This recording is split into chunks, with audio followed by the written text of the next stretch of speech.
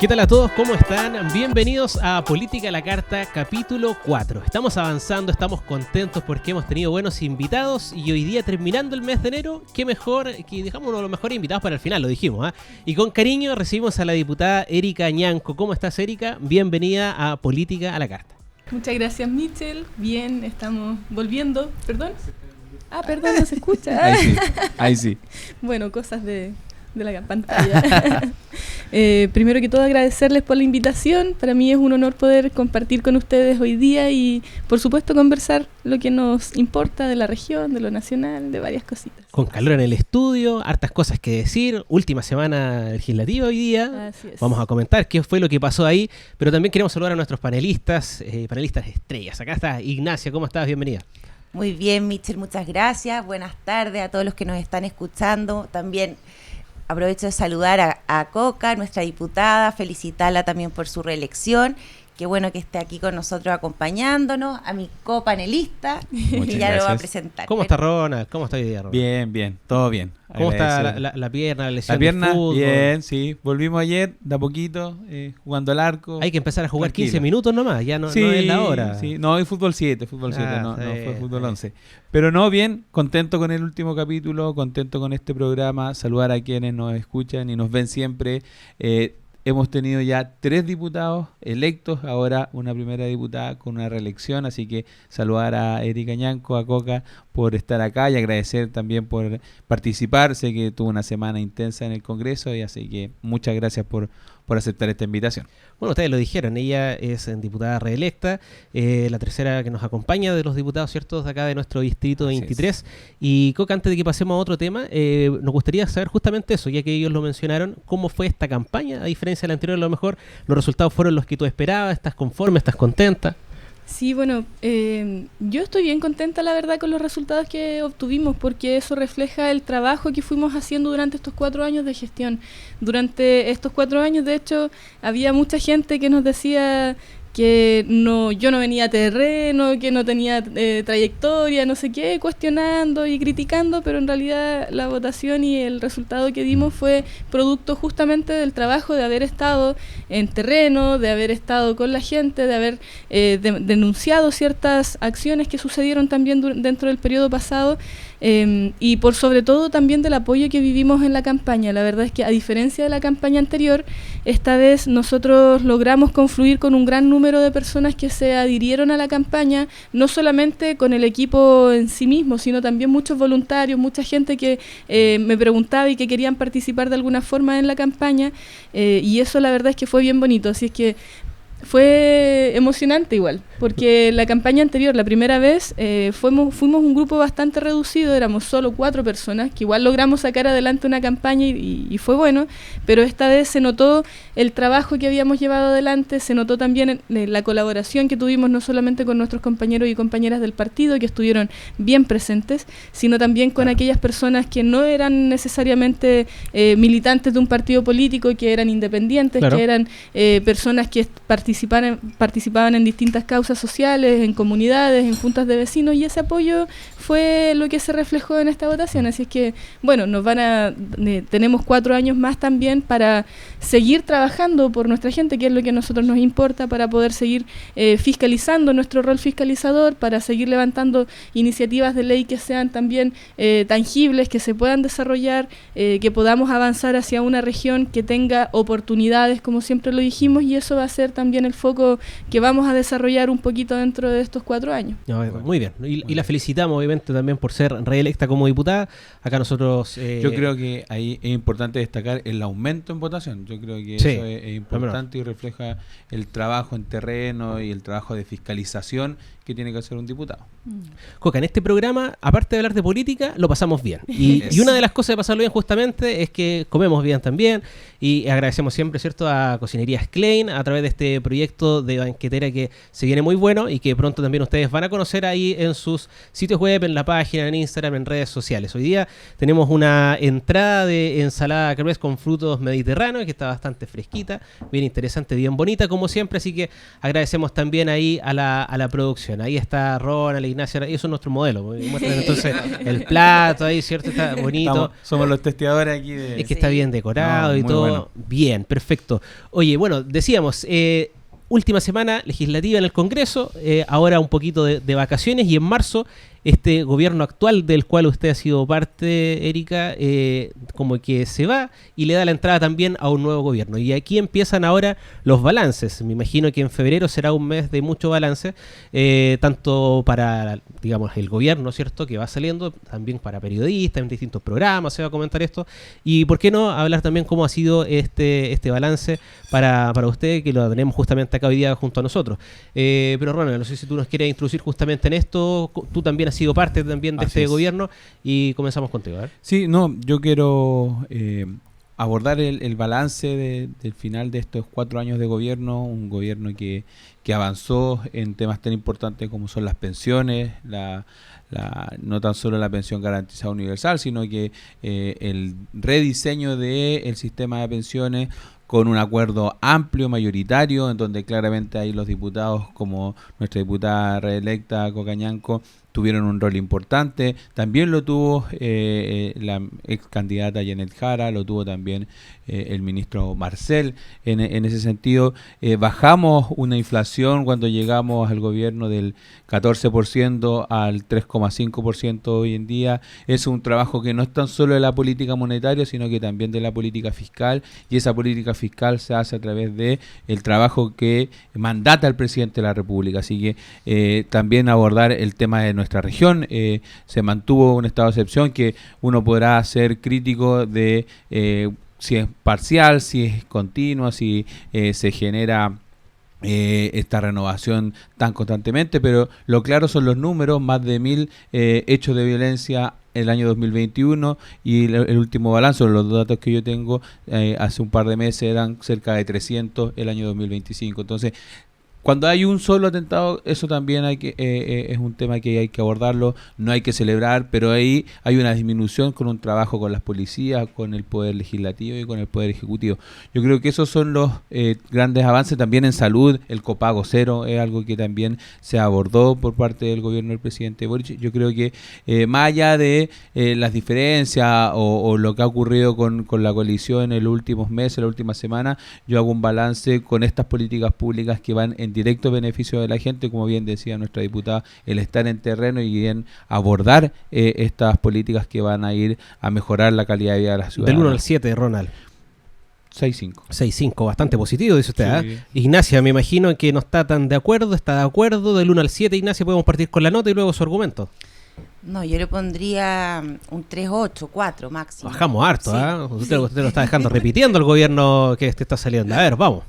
Mira, bueno, obviamente destacar también, Ronald fue parte del gobierno, la diputada que está acá, pero yo creo que por algo hubo una derrota tan contundente que no veíamos hace mucho tiempo, y hay que también ser humilde en la derrota y también entender por qué esto ocurre. Y yo creo que esto ocurre principalmente porque el crecimiento económico fue muy bajo, hay desempleo, pobreza, sensación de que el otro rumbo iba a ir a llevar a Chile a un estado mucho más pobre del que ya se siente, que ya estaba quedando al debe en esta materia. Cosas inéditas, como por ejemplo no dejar la glosa de libre disposición al gobierno entrante. Y creo que después de esta derrota electoral han pasado cosas que no puedo dejar de mencionar, que tampoco han sido, en mi opinión, un buen balance de término. Por ejemplo, esta ley de amarre, que me gustaría también saber la opinión de la diputada, que se incorpora en la ley de presupuesto, una cosa inédita, sobre todo cuando los funcionarios también habían estado cuestionados, muchos de ellos por las licencias médicas. Hay un ambiente de cuestionamiento respecto de sobre todo desde Contraloría, de desórdenes públicos, de cómo se han llevado a cabo los fondos públicos.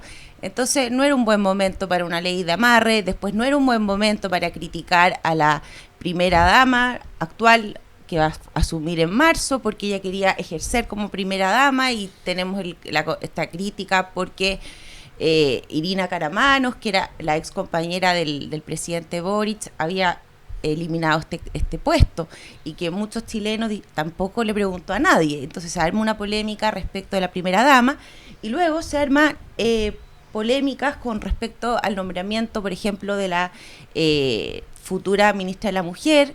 Se cuestionan, se genera un ruido innecesario respecto de cuál es su tendencia, o sea, cuál es su religión, cuáles son sus creencias. Y en ese sentido yo tengo críticas que creo que son bastante válidas y que muchos chilenos y chilenas también las sienten. Totalmente. 3.8 dice usted, mala nota, pero bien, pues en el promedio ganamos. En el promedio, dice usted, en el promedio ganamos. Es que faltan las notas de nosotros todavía. No, pero está bien. No, yo soy el conductor nomás, yo no me... Pero sí, a ver, Ignacia dijo varias cosas interesantes que podemos ir hablando una por una, Coca, pero vamos primero con la ley de amarre, que fue lo primero que menciona Ignacia. Cuéntanos tu punto de vista. Bueno, primero que todo, la ley de amarre no fue una iniciativa que surgiera netamente como de este gobierno. Por otro lado, los trabajadores públicos sí requieren una cierta certeza dentro de su seguridad laboral y que puedan también tener trabajos estables. Eso también asegura que exista disminución de la pobreza, una menor brecha dentro de la desigualdad y mayores oportunidades. Ahora bien, yo creo que en esto hubo ciertos errores que se fueron fundando dentro de lo que la oposición quería manifestar y que decían que iban a haber leyes de amarre para que todos quedaran amarrados a los parásitos del Estado, como le llamaban ellos, claro. Pero sin embargo no es eso. De hecho, recordemos que el presidente Gabriel Boric fue uno de los pocos presidentes que una vez llegando a su mandato no hace renunciar a todos los trabajadores del sector público, pese a que se sabe o se entiende que en su mayoría eran personas que venían del gobierno anterior, o sea, eran de derecha. Y que por lo general se van cambiando. Exactamente, igual son decisiones presidenciales. Entonces, el presidente mantuvo su línea de decir, bueno, la gente necesita trabajo y pueden estar trabajando en el sistema público. Eso es parte del Estado también y de cómo se garantiza una seguridad laboral. Por otro lado, me gustaría hablar sobre la pobreza. Si bien nos encantaría tener mejores índices en cuanto a disminución de pobreza como países europeos, por ejemplo, que siempre nos vamos a tildar o a tender a comparar a países de Europa, pero lo cierto es que dentro del mandato del presidente Gabriel Boric sí hubo una disminución de la pobreza. Desde el 2022 comparado, había un 20,5% de pobreza, se disminuyeron estos índices hasta el 2024, que fueron en un 17,3%, o sea, 3 puntos porcentuales menos. Y con una metodología más exigente. Exactamente, por lo cual hablar de que no se disminuyó la pobreza o que la pobreza... Sí, si vamos a decir que la pobreza existe, sí, no lo vamos a negar, eso es algo innegable, pero si vamos a decir que no se disminuyó la pobreza, eso es mentira, porque la verdad es que sí se disminuyó. Y el tema es que hubo políticas públicas que fueron en directo beneficio de las personas, bien lo mencionaba Ronald, la PGU, las pensiones, el copago cero, beneficios que son derechos que se hicieron parte de un beneficio para que la gente pudiera tener mejor y mayor acceso a los sistemas públicos, y eso también ayuda a disminuir esta brecha de la desigualdad, así como también ayuda a estar más arriba dentro de los puntos porcentuales dentro de la categorización de países dentro de Latinoamérica. O sea, Chile hoy día es uno de los países más seguros, con menor corrupción, con menor tasa de delitos a nivel latinoamericano, claro, la sensación de seguridad puede que haya variado, porque la sensación de seguridad también responde a otros factores comunicacionales, medios, entre otros, pero lo cierto es que los números nos dicen todo lo contrario. Los números dicen que se disminuyó la delincuencia por lo menos en un 80%, los números dicen que hubo altos procesos que se llevaron a cabo para que exista mayor presencia del Estado en aquellos lugares donde no había estado presente, donde a los carabineros se les pudo equipar con indumentaria para que puedan trabajar más seguros, donde se aprobaron ciertas leyes.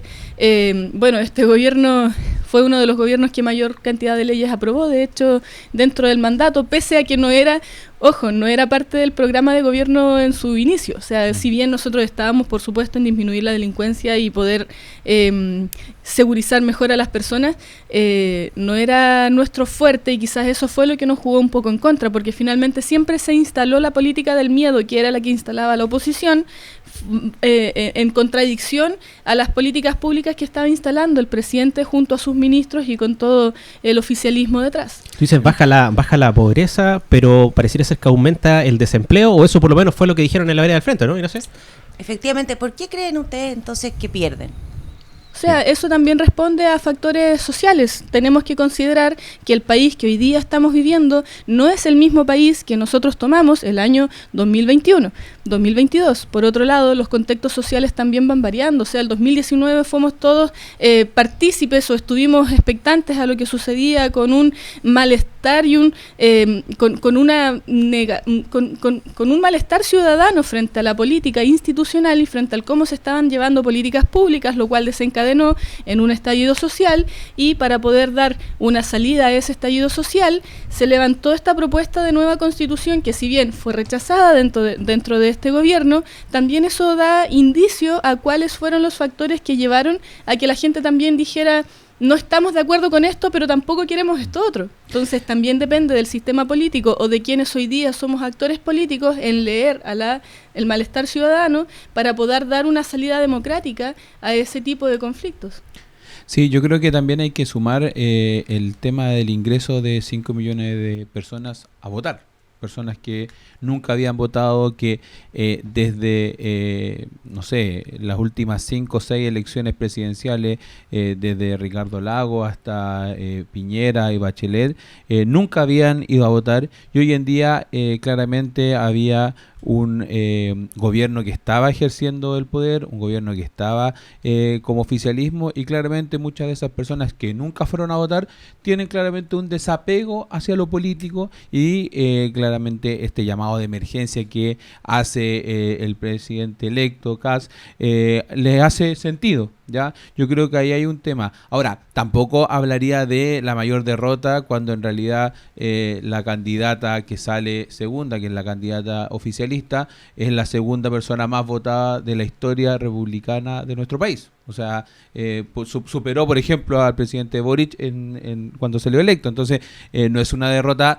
que si uno lo ve en términos de número, hay un apoyo significativo, creció, no tenía dónde crecer y creció más de 1,5 millones de votos, y eso también es algo que se le valora a la candidata presidencial, pero también tiene que ver con estos ciclos. Llevamos más de 16 años con un péndulo en donde primero salió Bachelet, después Piñera, después Bachelet, después Piñera, Gabriel Boric y ahora el presidente electo Kast. Y ahí hay bueno, aquí ya los cientistas políticos, los cientistas sociales tendrán que hacer los análisis correspondientes respecto a qué ocurre con la ciudadanía, de que al quien está gobernando no le da una segunda oportunidad para ejercer un mandato, porque claramente Bachelet y Piñera tuvieron gobiernos que tenían luces y sombras como todos los gobiernos, pero hicieron políticas públicas a favor de la ciudadanía, y eso tampoco se vio recompensado.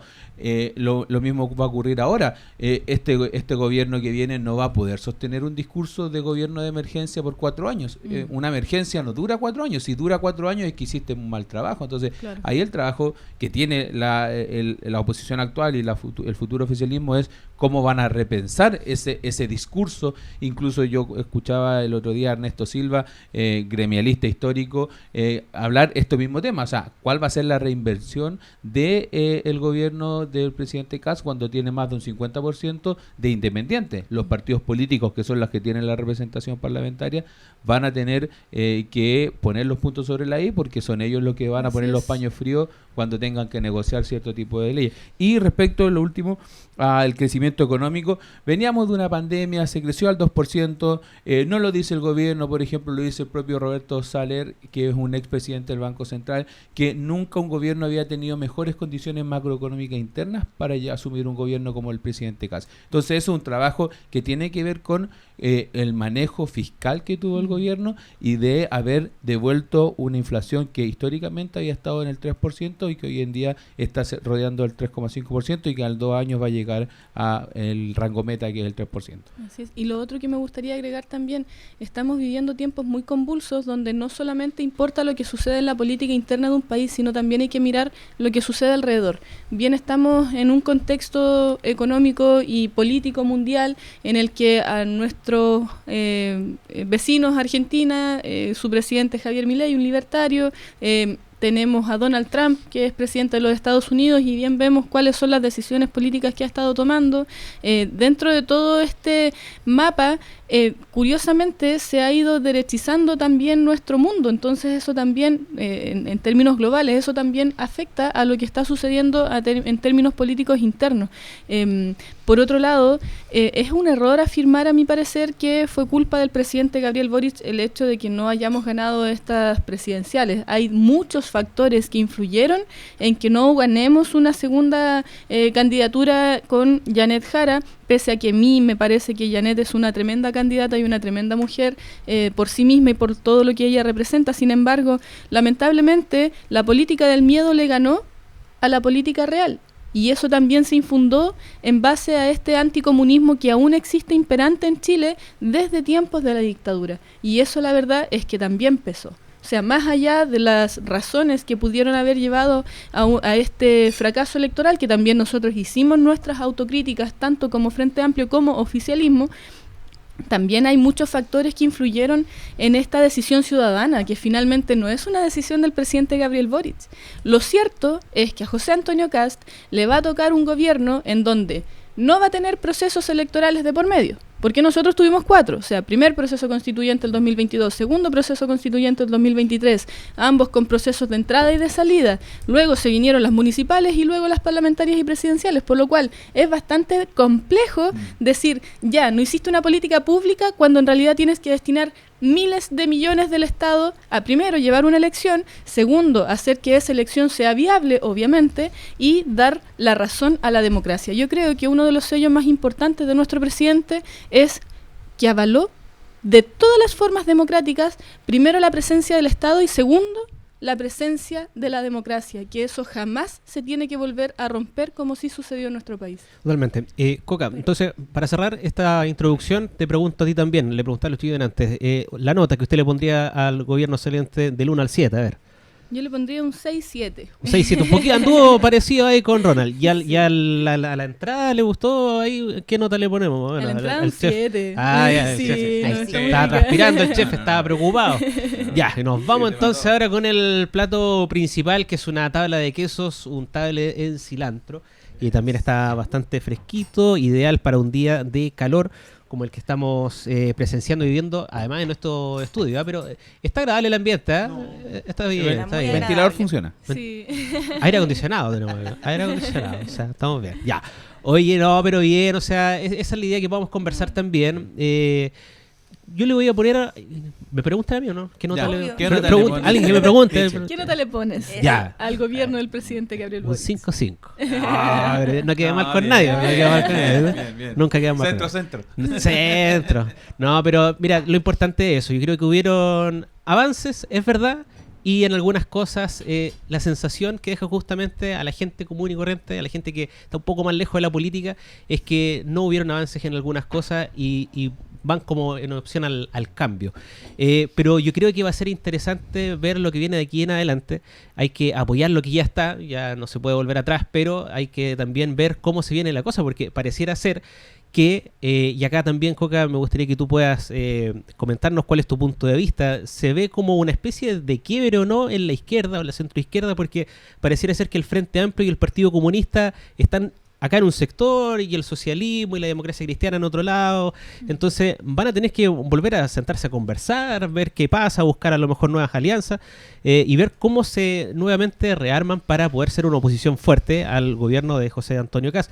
De lo contrario, yo creo, y yo lo mencioné en varios programas atrás también, yo dije, ojo con el PDG, ojo con la gente de París y con quien van a tener que compartir también, son 14 o 16 diputados electos que van a estar ahí, y 14 reafirmados, porque se acuerdan que había uno que lo conversamos, que estaba ahí y en el Maule, y finalmente lo celebraron en el PDG, claro. Se confirmó, son 14 los que van a estar, y de alguna u otra manera ellos van a inclinar la balanza también, ya sea de un sector al otro. Entonces si es que la apreciación que uno ve desde afuera también, un poco más lejos del mundo político, es que si no hay una buena oposición acá fuerte de la izquierda, por ahí podría que el equipo de París y el PDG levantarse con fuerza y ellos tomar quizás ese rostro, esa cara así como de oposición y prepararse para un 2030. Y ya están con la campaña lanzada París y 2030, o sea, estamos recién en el 2026, ya están con todo pensando en que se viene su candidato como presidente. Entonces, Coca, ¿cómo se va a rearmar esta izquierda, esta centroizquierda que ha tenido algunas polémicas esta última semana? Sí, bueno, primero manifestar que jamás en ningún contexto social, político, ni siquiera familiar, vamos a estar exentos de problemas o de diferencias. Uno pelea con su familia, incluso tiene discusiones con la hermana, con los papás. ¿Cómo no vamos a tener diferencias entre partidos políticos y conglomerados políticos cuando son más de 2 personas las que conforman estos conglomerados? Pero, más allá de todas esas críticas personales que a mi parecer son erróneas, no las comparto en ningún caso, como ni desde nuestro sector ni desde socialismo democrático, lo que nosotros tenemos al frente es algo mayor. Y es seguir defendiendo los derechos sociales, que son los que nos motivan y nos mueven a poder estar en política o poder hacer algo por la gente. Ahora bien, si hay una característica que tienen las personas dentro de la política es que jamás se deja de dialogar y jamás se deja de conversar. O sea, hoy día mismo siguen habiendo conversaciones entre el oficialismo, entre el PDG, para poder llegar a un acuerdo dentro del Congreso y así poder llevar juntos a una mesa directiva, que la verdad es bastante complejo. O sea, siempre están, recordemos que a nosotros el año pasado, cuando íbamos a escoger la mesa directiva, nos quitaron el cupo del Frente Amplio y se la dieron a un diputado de derecha. Entonces eso también es complejo. Nosotros ni siquiera hasta el último día tenemos 100% asegurados quiénes son los votos o quiénes son los diputados que van a votar con nosotros, porque en realidad eso totalmente puede cambiar de un momento a otro. Ahora bien, creo que el PDG se levanta con una fuerza importante y ellos hoy tienen un poder que si no son capaces de administrar, pueden perderlo todo. Porque claramente... Ya les ocurrió. Pero claro, ya les ocurrió. Pueden ser una oposición al gobierno sin tener que vincularse con nosotros, pueden ser más vinculados con nosotros. Bueno, ahí ellos verán cuál va a ser la táctica y la estrategia que utilizarán dentro de este periodo de 4 años, pero lo que sí es cierto es que al menos nosotros como Frente Amplio hemos estado dispuestos a seguir dialogando con todos los sectores desde el centro a la izquierda para que podamos en conjunto llegar a un acuerdo y una solución si finalmente vamos a tener que posicionarnos frente a las desigualdades que creemos que se ven amenazadas con este nuevo gobierno. Y eso es lo importante. O sea, para mí hay diferencias, sí, como pueden haber diferencias con un montón de personas, pero eso no significa que no seamos capaces de llegar a un acuerdo importante entre las distintas fuerzas, porque eso es lo que al final va a demostrar si somos o no capaces de volver a enfrentar un nuevo gobierno juntos. Totalmente. Sí, yo creo que ahí es importante destacar no tan solo los legislativos, sino que en todo ámbito, de todo poder del Estado, la fortaleza institucional de nuestro país.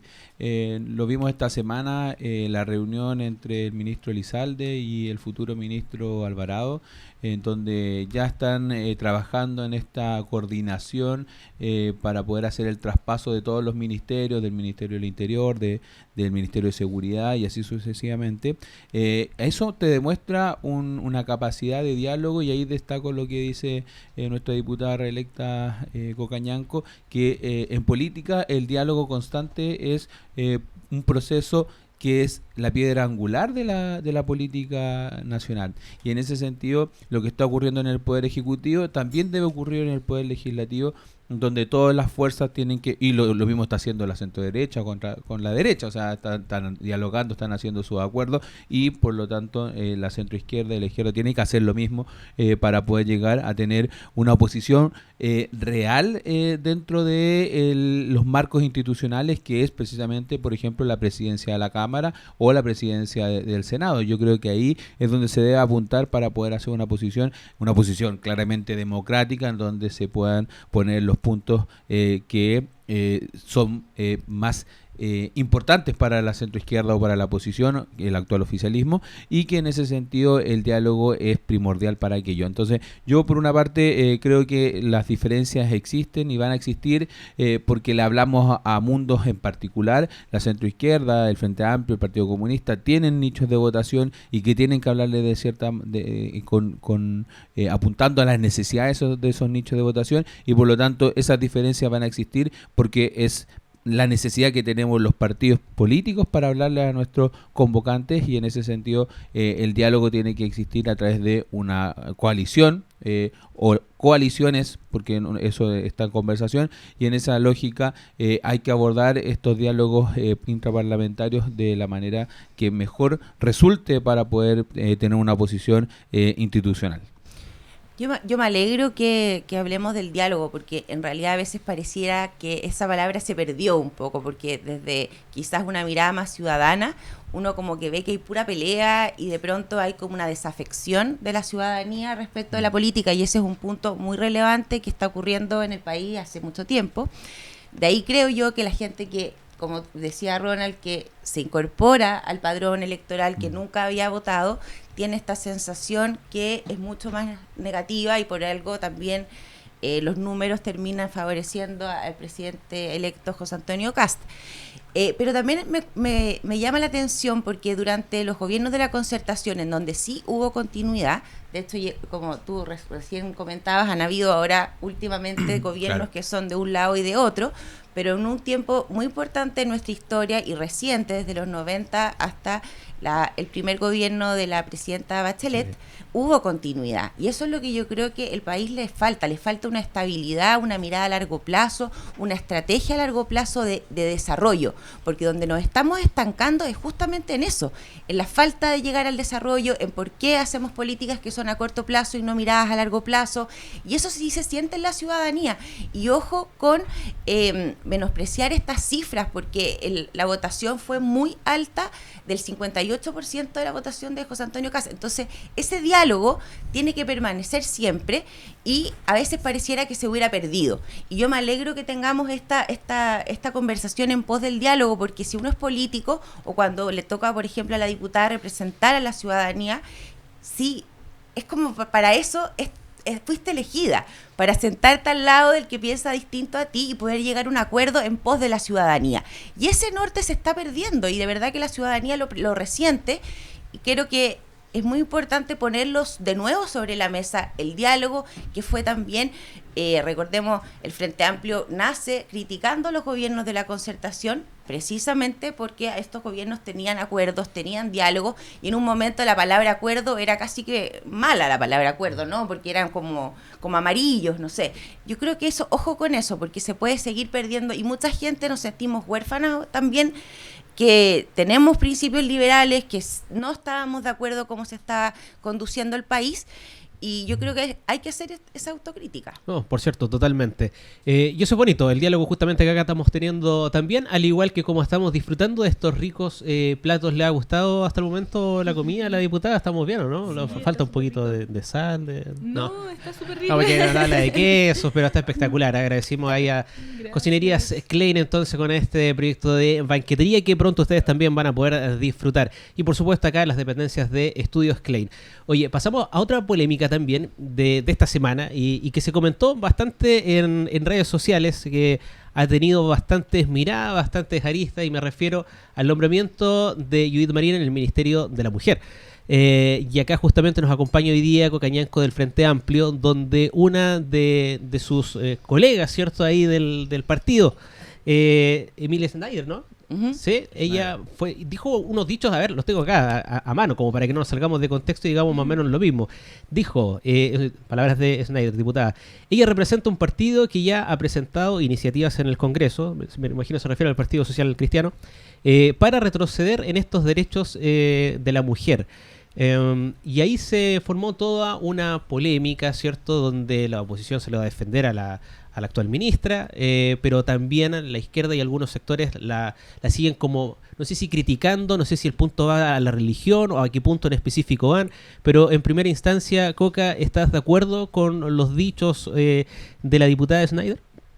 O sea, Yo más bien pienso en que de partida José Antonio nunca fue un candidato presidencial que se caracterice por querer priorizar el Ministerio de la Mujer, todo lo contrario, siempre dijo este ministerio va a ser eliminado. Primera contradicción, cuando dice que se va a eliminar, pone una ministra. Eso ya habla en una contradicción en sí misma, más allá de quién pone de ministra o a quién no. Por otro lado, con respecto a los dichos de mi colega, es cierto, el Partido Social Cristiano ha presentado iniciativas de ley que justamente van en retroceder en derechos fundamentales como lo es el aborto en 3 causales, que hoy día ha beneficiado a miles de niñas que han sido abusadas, porque recordemos que la mayor cantidad de abusos sexuales se dan en menores de edad y la mayor cantidad de usuarias que acceden a este tratamiento de aborto en 3 causales han sido niñas de entre 14, 13, 12 años, por lo cual es una aberración retroceder en ese tipo de derechos. Ahora bien, esto no tiene que ver con el credo religioso que tenga la ministra actual, o sea, tiene que ver más con el cómo ella eventualmente puede llevar adelante políticas públicas que nos van a hacer retroceder en derechos. Y para nosotros eso es fundamental, o sea, no retroceder, sino avanzar. Bien nos importaría haber avanzado, por ejemplo, en el aborto libre, seguro y gratuito, que era parte de las consignas que nosotros veníamos levantando desde los movimientos feministas desde el 2018, inclusive antes.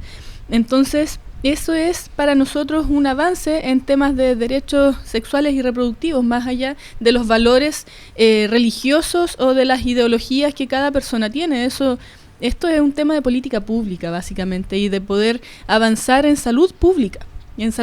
Porque bien hablamos de interrupción del embarazo que se hace de manera clandestina, pero las personas que tienen recursos monetarios pueden ir perfectamente a una clínica privada y lo hacen, y con todo el resguardo del personal médico. Entonces es injusto finalmente que este tipo de acciones beneficien solamente a aquellas mujeres que tienen la posibilidad de acceder a ellas, como es una clínica privada, mientras que las mujeres más vulnerables tienen que ver vulnerada su vida y quizás también son 2 vidas las que se ven en peligro. Ahora, yo creo que con respecto a la actual ministra, más bien yo prefiero catalogar los hechos y me gustaría ver cuáles van a ser sus propuestas en materia de defensa de los derechos de las mujeres, como por ejemplo le va a tocar implementar la ley la ley integral de violencia en contra de las mujeres, leyes que nosotros aprobamos dentro del Congreso, que son fundamentales también para prevenir, erradicar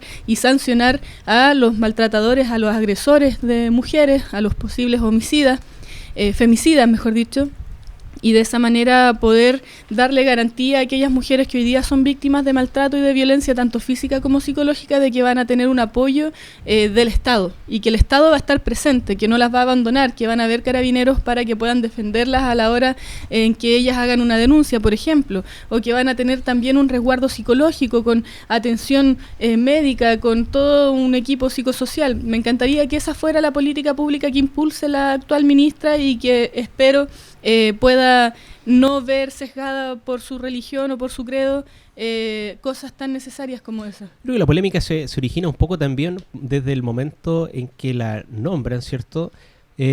Y algunos por ahí salen a llamarla o denominarla como la exorcista. Yo creo que ahí hubo algo que no corresponde desde alguien que lo ve desde afuera, ¿no? Porque esto genera justamente un ambiente malo, un ambiente que la gente común y corriente en su casa, que espera que este gobierno funcione por el bien de todos los chilenos, no caiga justamente en estas cosas. Luego se organiza una marcha para que la gente vaya a protestar en contra del nombramiento de alguien que todavía no sabemos cómo va a proceder justamente como ministra. O sea, la nombraron hace pocos días y no sabemos todavía cuáles van a ser sus primeras medidas. Entonces creo que esas cosas quizás empañan un poco justamente la política y los avances que se están teniendo justamente en pos de la democracia, pero acá como que se ve una especie como que no hay justamente mucha democracia. O sea, está bien, tú puedes criticar, pero cuando ves justamente cómo fue el trabajo que ha hecho la ministra, que por cierto todavía no llega justamente a ejercer ahí su puesto, ¿no? Ignacia, tú fuiste directora de una ONG justamente que tiene que ver con mujeres. Sí. ¿Y cómo sientes tú que se vio este nombramiento en primer lugar, pero también qué te parece a ti que la oposición haya criticado duramente a la ministra Judith Marín? Sí, yo creo que fueron bastante desafortunadas, por ejemplo, las declaraciones en la línea del exorcismo o en la línea de la diputada Emilia Schneider, ¿sí o no? Si lo pronuncié bien. Porque precisamente genera el clima de como cancelación de alguna manera, que es lo que uno quiere evitar, y yo concuerdo con lo que dice la diputada Erika Ñanco, porque hay que evaluar a las personas cuando ejerzan. Entonces, si efectivamente ella va a retroceder en las 3 causales, yo sí considero válido que hayan críticas fundamentadas en este retroceso. Pero antes de que asuma, yo concuerdo contigo, Michel, de que genera un clima completamente adverso, y lo que genera es como hay como un mayor alejamiento respecto de la salida del actual gobierno, porque terminan además con desprestigios, que es canuta, decían por ahí, no sé. Entonces, eso es súper complejo en una sociedad que promueve la democracia, que promueve el diálogo, que promueve también el feminismo, desde donde yo lo entiendo, que las mujeres tengan espacios en nuestra sociedad, independiente de su credo religioso o independiente de su ideología. ¿Dónde está la sororidad cuando se trata de una mujer que tiene un credo diferente? Ahora, yo sí creo que hay que también estar en ojo de que no haya retroceso, pero si por ejemplo esta ministra impulsa la ley de sala cuna universal, que ya varios gobiernos que han tratado de impulsarla y no ha salido, sería un tremendo logro, por ejemplo. Entonces hay que ponernos a la altura, creo yo, y esas críticas, en mi opinión, no son justificadas mientras que ella todavía no ha ejercido. ¿Qué le pasa a usted, Ronald, con esa crítica? Yo más que hablar de la futura ministra, quiero hablar de las inconsistencias del presidente electo. El presidente electo habló de fusionar ministerios, de abordar disminución de gasto público a través de triministro, biministro. Tenemos un biministro de Economía y Minería, y ¿por qué no tener o por qué no se tuvo una biministra de Desarrollo Social, Familia y Mujer, por ejemplo? ¿Ya? Entonces, la crítica va antes de la nominación de la ministra, es a lo que se prometió el 10 de diciembre. ¿Te acuerdas que el capítulo pasado yo te lo comenté? Sí. El 10 de diciembre el presidente, en ese entonces candidato José Antonio Kast, había planteado que iba a generar triministerios, biministerios, y eso no ocurrió. O sea, de los 25 ministerios nombró 24. Aquí tenía una posibilidad para haber nombrado 23 o 22, ¿ya? Haber disminuido lo que había dicho en campaña. Eso por una parte. Y por otro lado, creo hacer el punto de el abordaje que se está haciendo. Yo creo que en ningún caso el ataque tiene que ser hacia un credo religioso. Yo creo que eso no tiene cabida en un sistema democrático. Los credos, la posibilidad de que alguien ejerza libremente su religión es personal, es algo que es una libertad que tienen las personas, y por lo tanto en ese sentido creo que todas esas críticas no son al lugar, y también hay que esperar el trabajo que desarrolle.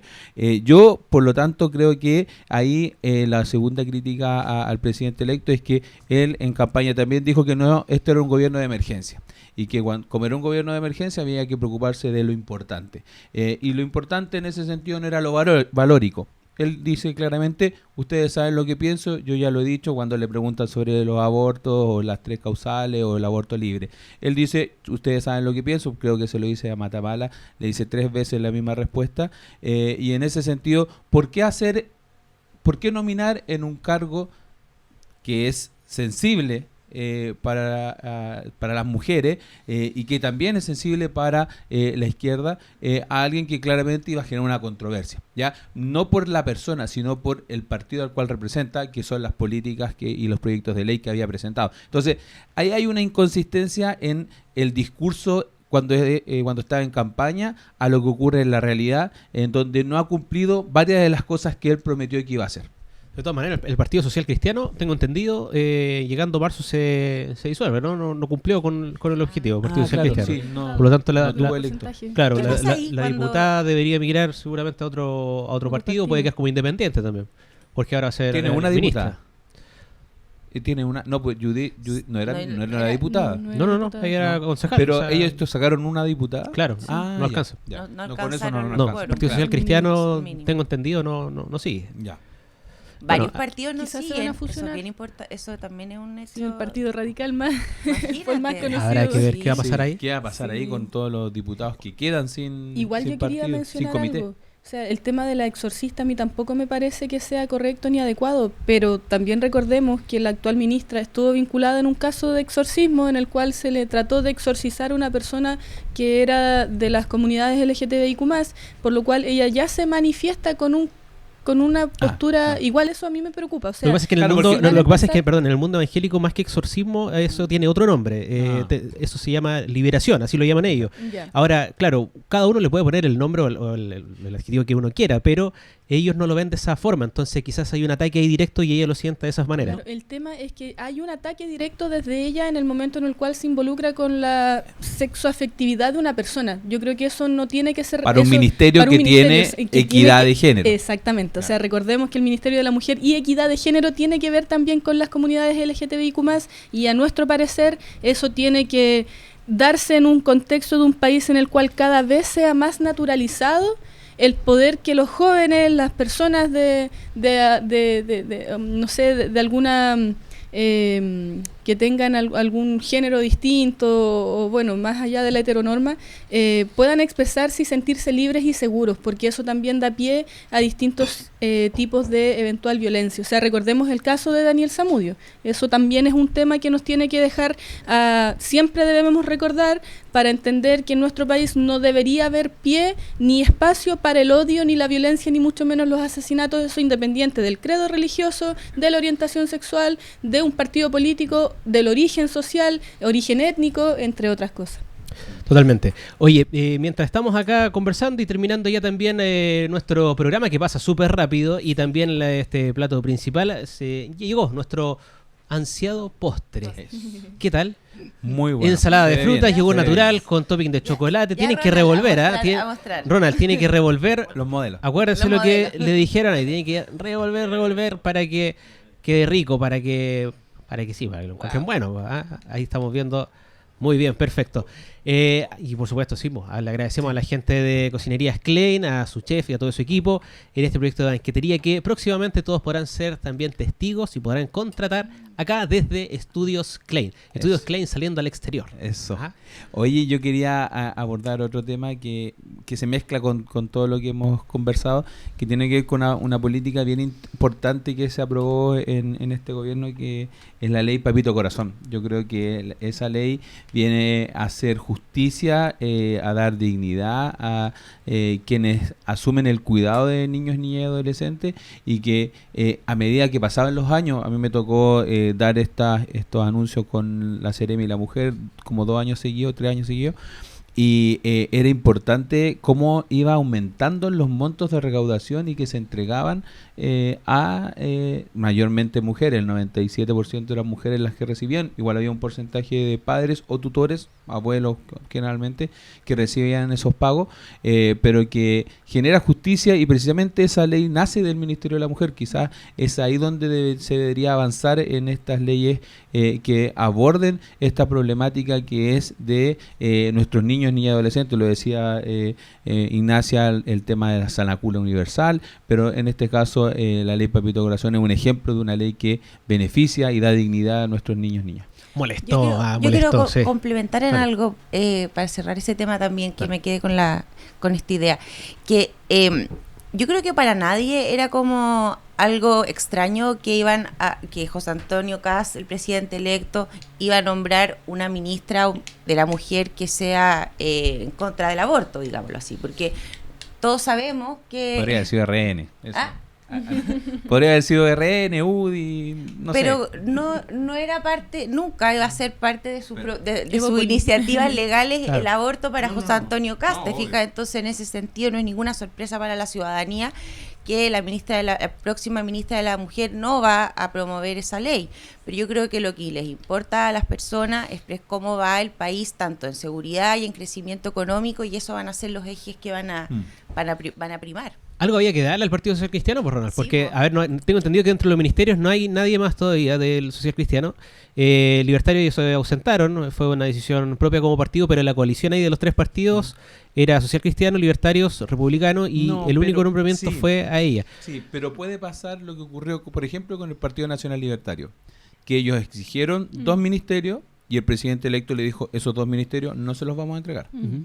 Entonces, yo asumo, no es, como lo sé. es como más humilde el Partido Claro, Social Cristiano. no, pero es que yo creo que el Partido Social Cristiano fue a pedir ese ministerio. Como una No, forma no lo de- sé. Ah, ya, tú yo, crees yo- que lo yo- que yo lo piden, creo, ¿sabes? no lo sé. Ahí Es alguien, una señal política alguien que clara, que comente después en las redes sociales si es que es efectivamente así o el propio presidente se lo ofreció a Judith, o porque de repente se habla de los partidos, pero a veces los ministros son designados por la persona. O sea, por ejemplo, Alvarado, no es que le preguntaron a la UDI si es que querían que fuera Alvarado o no. Claro. O sea, José Antonio Caz dijo, es él y es Y él. nadie más. Si es de la UDI, bien. Si no, Si no, no. no, ¿cachai? Claro. Pero Alvarado hubiera sido independiente, lo más probable es que igual hubiera sido ministro del Interior. No lo sé, pero yo tiendo a pensar de que el Partido Social Cristiano fue a pedir ese ministerio. Mira. Y el presidente electo quizás podría haber dicho, oye, ¿sabes qué? No, porque me puedes abrir este flanco, me puede abrir este problema aquí y allá. Pero no fue así y claramente quizás fue un punto político que quiso hacer el presidente electo. Igual, No sé, quién sabe. igual, ojo, que es curioso porque en este gabinete existe un cupo por partido. O sea, hay un UDI, un RN, un Evópoli, un Social Cristiano, un radical, ex radical, Un demócrata. un demócrata, No, radical. Radical. una amarilla con Jimena Rincón. No, demócrata. Ah, demócrata, perdón. Pero también Pero- se- Todo, y el sí, resto de Jimena los- Rincón, Claro, todos creo- los partidos. Pero el resto de los ministros y ministras son independientes. Que ojo, no porque sean independientes de un partido significa que no responden a un interés. De hecho, todo lo contrario.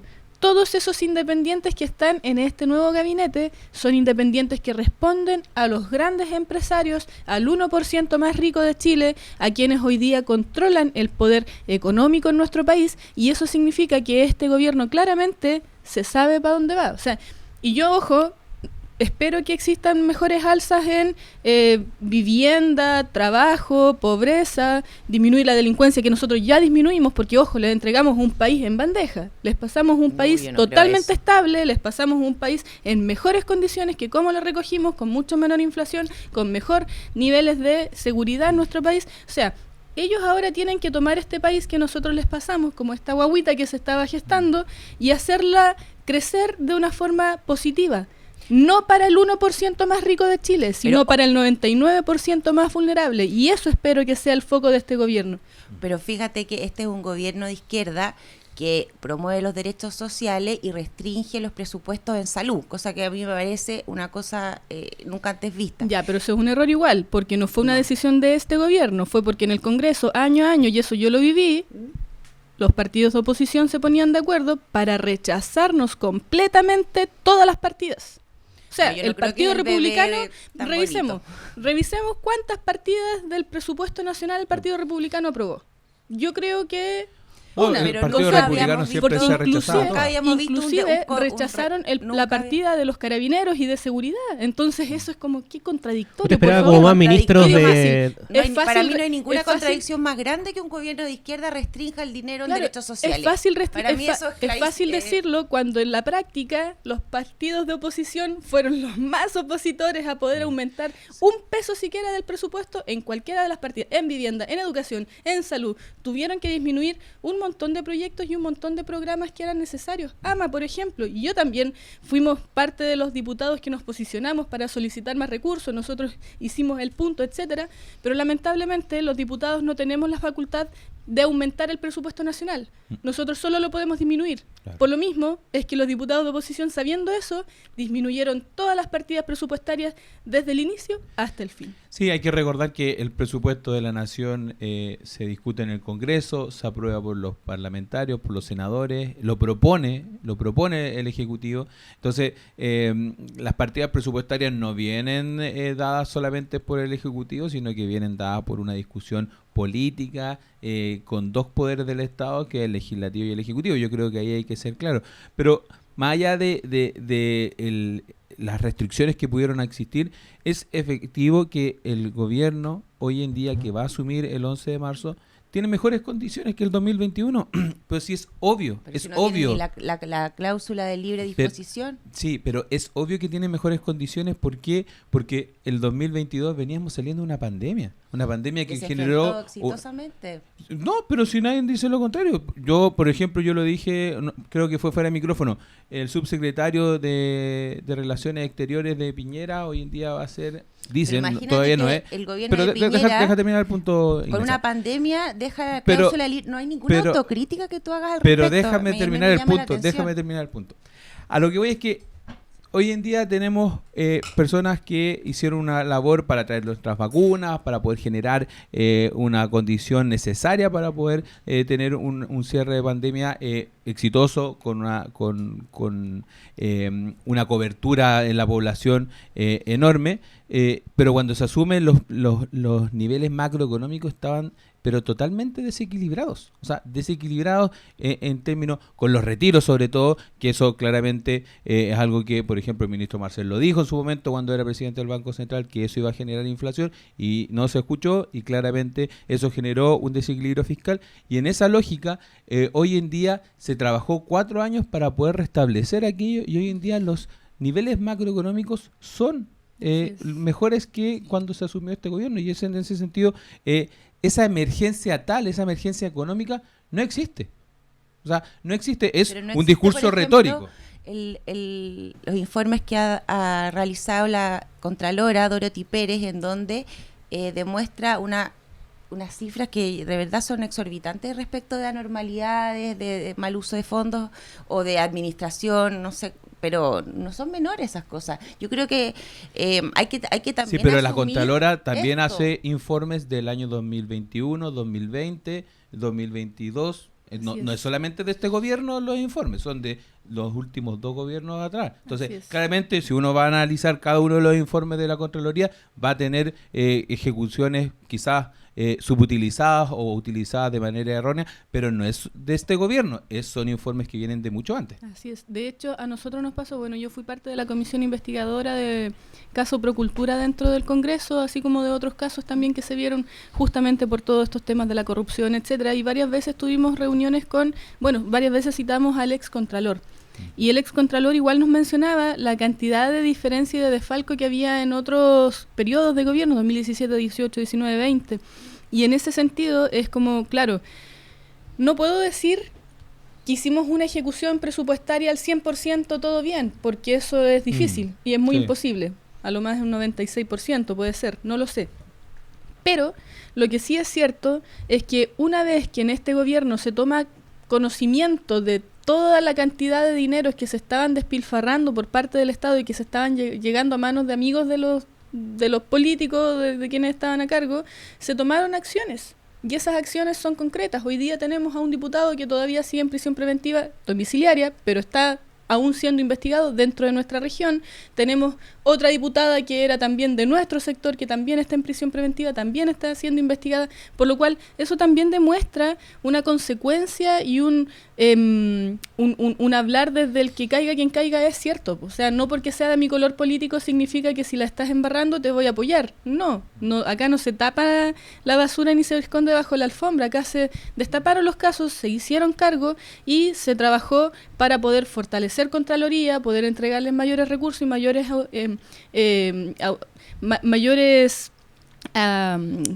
herramientas para que puedan ejecutar sus trabajos, porque curiosamente Contraloría, pese a todo el trabajo que hacen, no tienen tantos recursos y además los funcionarios que trabajan dentro de Contraloría son casi como 1 por región.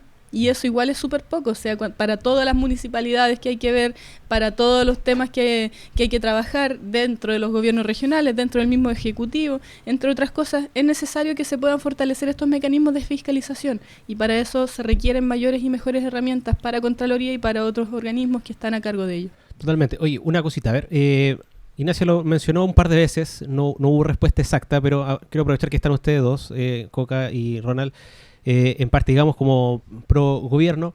Ignacia dijo, creo que escuché 2 o 3 oportunidades. ¿Qué opinan en realidad? Y esta pregunta la hace mucha gente desde afuera también, o qué les parece el tema de la glosa republicana, que un gobierno, por lo general y siempre, le ha dejado al gobierno entrante que este gobierno no va a contar.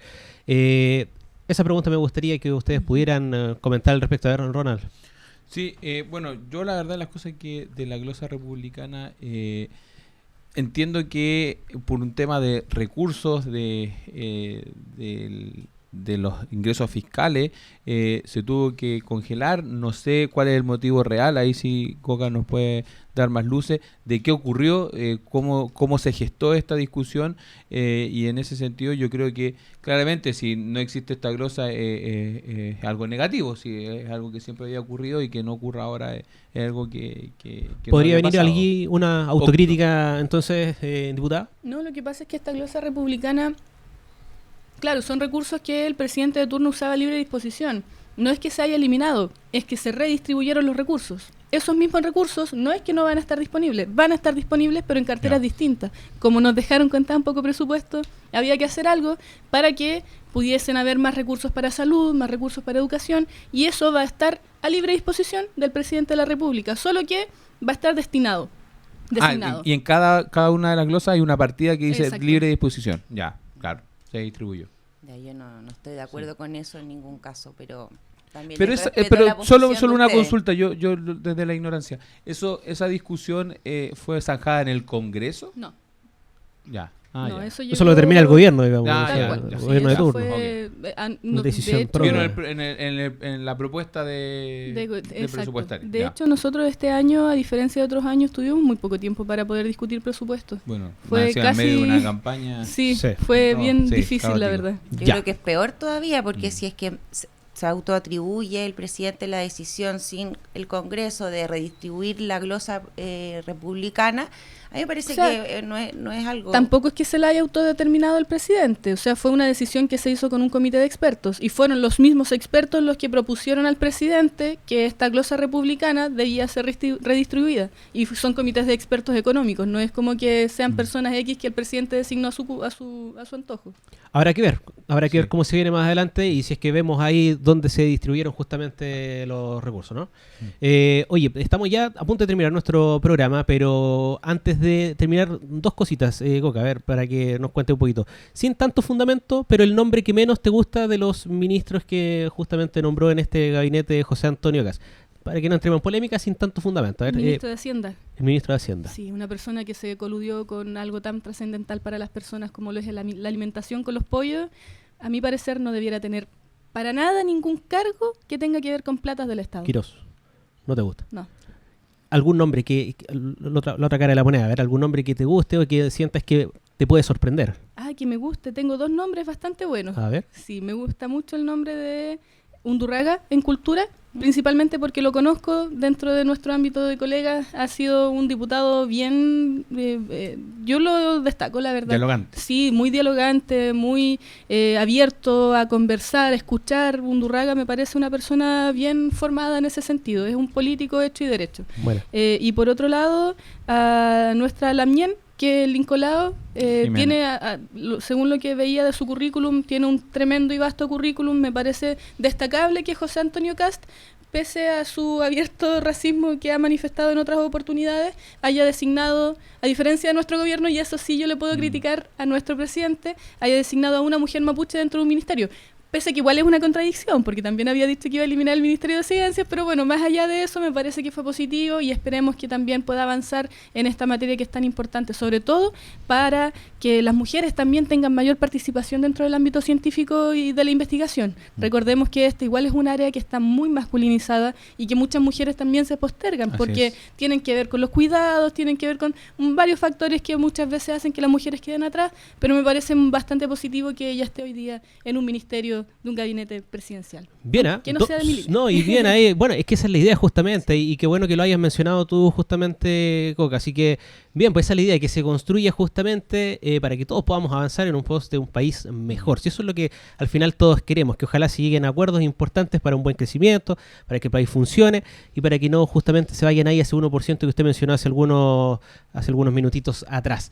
¿Algo más que agregar? Nuestros panelistas estrellas están con calor, que los veo... Pensé que no ibas a preguntar. No, ya está. No, ya ustedes ya dijeron, si a ustedes les gustan los nombres que hay. A ver, ya, ¿quién quería di tu polémica? Ya, a ver. ¿Quién no te gustó? Campo. Campo, no te gusta. No, yo creo que ahí hay una historia detrás de años. Fue ministro de la compañera Bachelet, de la compañera presidenta, entonces... Que haya llegado al gabinete de José Antonio Castro. Bueno, ¿y Rincón? A mí me gusta. No, Rincón. Se esperaba. Se esperaba, decís tú. No voy a decir nada. Se esperaba. Claro que se esperaba. Ignacia, ya también, para que no se siente. No, ya, no, el nombre que más le gustó y el que no le gustó. Para que cerremos nomás, voy a reservarme mi opinión porque quiero esperar a cómo lo hacen. Y efectivamente, los ministros que tienen más mirada económica, que no quizás pueden tener una falencia política, vamos a ver cómo funciona eso, porque también la falta a veces de experiencia política y solamente lo técnico, no sé cómo dar ese resultado. Y ahí yo creo que va a estar el desafío. Bien, pues, oiga, diputada, la queremos agradecer en primer lugar por hacerse el tiempo de estar hoy día. Sabemos que está un poco delicada de salud, pero a pesar de eso quiso estar hoy día junto a nosotros, así que valoramos su esfuerzo. Y pudo comer bien, preparamos unos platos especiales para usted. Y así como también le deseamos acá al diputado Montalva, el diputado Neira, ¿cierto?, que nos acompañaron en los programas anteriores, todo el éxito y bendición del mundo para que tengan un gran proceso acá de estos próximos 4 años, que las leyes que por favor ahí se las jueguen por la Araucanía que tanto necesitamos, la queremos ver en terreno, la queremos ver bien también de salud y a cuidarse. Y a cuidarse, ¿cierto? Eso. Algo que le quieran decir a la diputada antes que se nos vaya. Ya lo dijo todo usted, don Michel, así que que tenga un buen febrero y que parta descansa. con toda ¿Va a descansar un poquito ahora en febrero? Sí, aquí aprovechando que estamos con la familia, así es que... Eso. ¿Se queda por acá por la región? Sí, acá no tengo ningún deseo. O sea, seguramente saldremos aquí a algún lugar cercano. A Hemos la ido playita. harto. Sí, de hecho hemos recorrido acá a los ríos el fin de semana, o sea, no a la región de los ríos.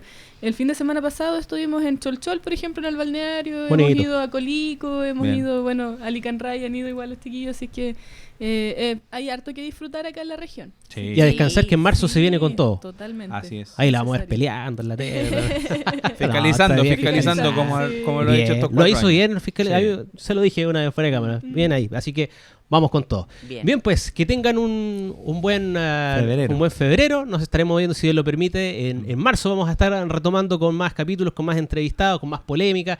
Vamos a ver cómo se viene todo, pero la idea es que también ustedes puedan ahí ver los otros capítulos que están disponibles en el canal de YouTube en Estudios Klein. Así que nos estaremos viendo y escuchando en una próxima oportunidad. Gracias a la producción de Estudios Klein, ahí Juan Pablo, con la Fe, genio. con la Pame, con todo. Chiquillos. Y gracias a todos también en Cocinerías Klein ahí. Oye, delicioso. ¿Cierto? Gracias. Muy bueno. Muy bien. Hasta la próxima. Chau, chau.